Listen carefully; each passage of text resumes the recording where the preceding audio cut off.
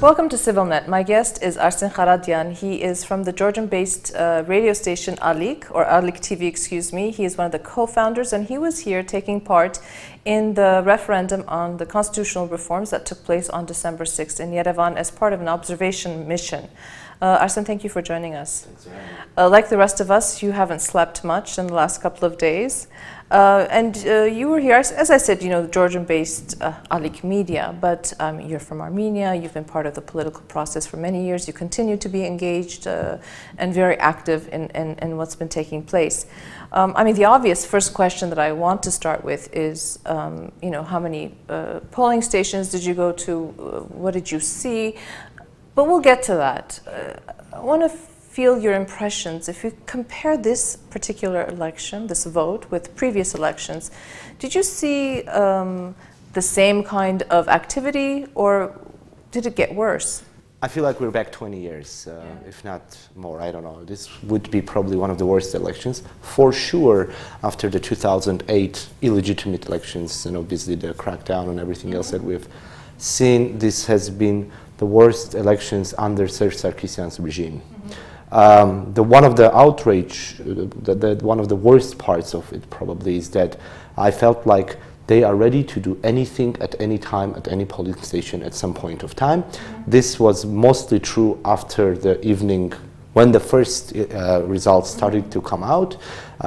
Like in 2013, when Rafi Hovhannisyan was obviously running for presidency, and at some point at night they realized this is actually not going the way they want, right? They started actually fabricating a lot of the falsifications and fraud. Now, the way how relaxed they were is something that I'm. You thought it was relaxed? No, they were relaxed in the sense of they didn't care about anything. They were ready to do anything. If before, one of the problems here is that referendum, for example, for the OSCE or the HR mission is not really viewed and seen as election. And I actually am very surprised that OSCE is so passive. They only had 4 experts, and in fact didn't make a big deal out of this. And I think this is something that they have to reconsider. I want the OSCE to seriously consider starting a different approach here.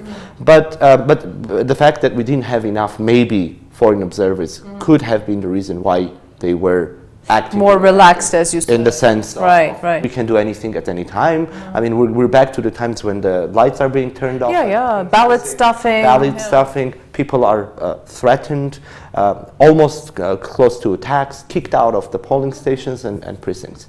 Now that shows the real face of this regime. Right. Let us not be surprised. In reality, we all know who they are. We all know what they're ready for, and we all know that we obviously now know that this was that important for them, and so they were ready to use all the possible methods to do this. The one positive side of it is that and we'll talk about the problems with the observation missions and others as well, but is that I'm seeing a much larger number of younger people, and not only younger people, but people who have the professional and the experience of observing elections and standing until the last minute right. Fighting for it. We left the last precinct at 3 o'clock in the morning this morning, where our observers stood up until they get every single vote count.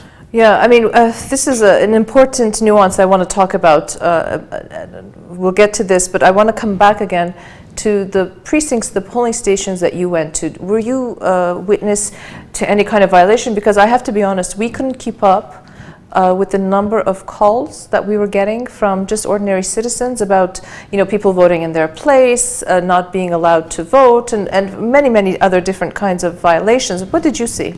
Well, we started off in the morning, early in the morning in the north mostly, coming from Georgia actually. We started off right after the polling stations opened after 8 o'clock.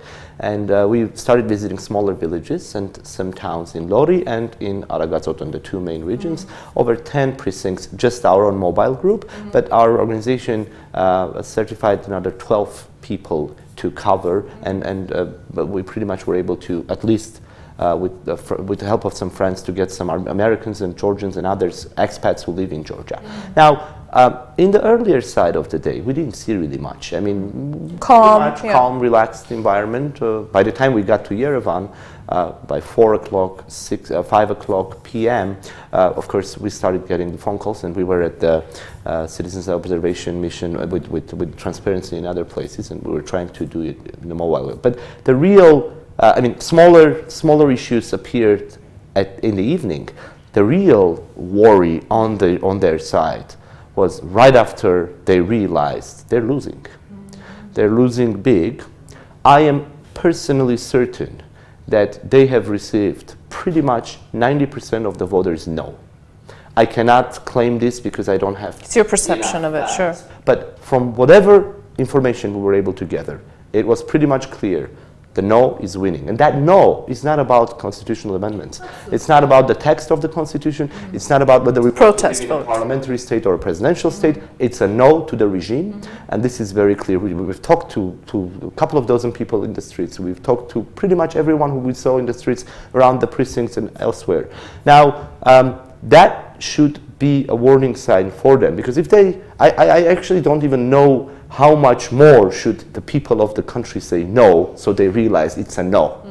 But setting aside the emotional aspect, what I'm actually very, very interested in doing from here on, instead of getting depressed another time after a failed election, it's let's get to the lessons learned on the observation side. I am certain that in every single precinct where we had strong people standing, we won. We won in the sense of, I'm not going to take sides. I've voted my own no. That's my personal decision. But as an observer or as a journalist, I believe that we won fighting to allow the real vote to come out. Now, what they did is they've seen, obviously, or they had control over which polling stations are well covered. They knew they don't have those parts. Now they started going after concentrating, the others where they knew they have complete control, and the real delivery on their end, on the ballot staffing and other things, happened there. Meanwhile, obviously, the very obvious things where they allowed the ID cards to be used for these elections. Over 190,000 people voted with ID cards, where you can't even have a stamp. I mean, it's so simple and clear. Look, the mechanisms that are being employed with each election seem to get a little bit more sophisticated, sometimes a little bit more crude, like this time that we saw actual physical violence and ballot stuffing and all of that. But an interesting observation that one of your colleagues, Vahe Grigoryan, who's a human rights lawyer, said, and echoing your sentiment exactly, that where there were the citizen observers, over 1,000 that were deployed by a number of organizations under Transparency International, the no vote won, I think 95% of the time, which means that it was the free, real expression of the people and the rest didn't. Now, coming back to responsibility, OSCE, international observation missions, well, we've seen international observation missions come and go in Armenia for the past 20 plus years and really not have that much of an impact, where now we're seeing the local citizen observers in 500 precincts, polling stations, making a difference. So this is maybe a message to ourselves, clean up our own house. The most important thing that we have to realize. Right. In any event, let them do whatever. We've seen this many years, and I completely agree with you. The OSCE or other observers, in the end of the day, in most cases, do or will have somewhat politicized statements. In some cases, maybe they have their issues. In some cases, they do a better job. I don't know. But what we have to consider is, and we've learned this throughout these years, when we always heard a step forward. Unless it was, I don't know, killings at the precincts, they were pretty much fine saying, it's a small step forward. Or, we've seen all of their press conferences after the elections, etc. Now, that is a power that we have to realize. With even the crude violence that they have, what is this? Which is an indication of their weakness, perhaps. A couple of hundred criminals that they can stand? Be my guest. Let's fight there. If that's the case, we have to realize, if we want to deliver elections, we have to only and solely put our trust on ourselves and just develop this wonderful people who were doing this job yesterday. These were observers, these were lawyers, these were journalists, these were citizens themselves who went to the polling stations to make sure their names are not voted for. and they did it, sure. They spoke up. The amount of anger that people showed yesterday at the polling station is alarming, and it should be alarming for this regime. If they don't want to realize, or if they don't realize it, I really want them to go out in the streets and walk by themselves freely, just for 5 minutes, anywhere in the city, and let them see how they're going to be treated. Right, right. Yeah, Arsen, one couple of other things very quickly. Online world versus the offline world. Sometimes we fall into this bubble where we see what's going on social media and we think the no is winning hands down, and yet the offline world is completely different. What I want to argue here is that perhaps digital technology, social media, is a platform, a mechanism, a tool, a medium through which journalists, observers, concerned citizens can shift the game around a little bit, and using the online world by being at the same time being in the offline on the ground, then perhaps that is the key to what's going to change it, or is that a naive statement? No, and I don't think so. There are pros and cons to the online world's use, and I think obviously the more actively engaged, be it observers or other citizens who are actually involved in the electoral process, they have been using and utilizing the tools pretty well. The downside of it is that oftentimes this becomes just a nice electoral TV for others who are just following what's going on. Now, if you don't have a strategy of how you're going to mobilize people and on what, sure, they have to work together. Yeah. That is something that I would like to touch upon a little bit, and that is my feeling is that it's more than, I mean, it's past time, but it's time to get together with all of the civic, political, other journalistic and other groups who are sincerely interested and have proved to be trying to cover elections as much as they can with their power, to understand what our resources are, to share the responsibilities. So while we have elections coming up, be it, I don't know what's going to happen today, tomorrow, after this electoral process, but in the end of the day, the next elections are going to be interestingly different in the sense that forget about the constitution itself. The electoral process is something that we have to concentrate our attention. In reality, those are the facts on the ground. Again, I'm not a lawyer. I'm not going to argue what and how they should argue at the courts now. But what I think needs to be done is to bring together all of these groups, to be able to capacity build together, and use the time ahead to actually have better, more professional. Professionalism is not an issue really at this point of time, but to have more people to be able to cover as many precincts with as many trusted and trustworthy people as possible.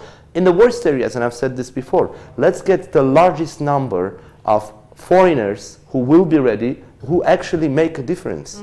Their presence at the end of the day somewhat makes a difference, because the electoral, the responsibles for the electoral process often refrain themselves from, when they see going completely nuts and or attacking people when they see foreigners. So use all of that. And number two, observing elections is cool.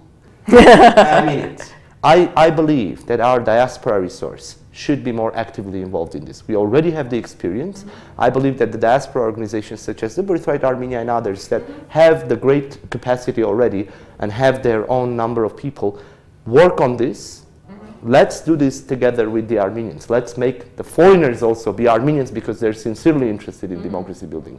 So I think these are the resources that we have to inventorize and understand how we're going to do the sharing of labor and get ahead and not get depressed about this. This is nothing Absolutely, new. I agree. This is nothing new. We all know this. Everybody knows what this is all about. Just get ready better about the next time, and have enough capacity to cover as many precincts as possible. And I believe that the people of the vote of the people will be delivered to its target, and we will win.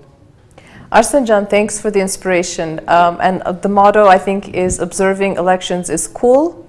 Might stick, and we'll start a hashtag on Twitter. Sounds good. Thank you. Thank you so much. Thanks for having me. I'd like to remind our viewers that my guest was Arsen Kharatyan. He is from the Georgian-based Alik media group. Keep following CivilNet.